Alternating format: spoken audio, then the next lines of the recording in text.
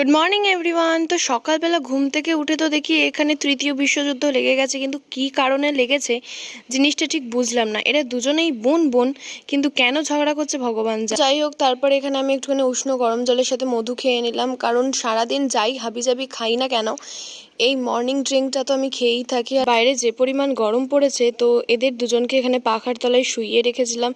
তারপর তো সন্ধ্যেবেলার দিকে এখানে আমি পনির রান্না করছিলাম, কারণ আজকে আমাদের বাড়িতে একজনের আইবুড়ো ভাতের নিমন্ত্রণ ছিল।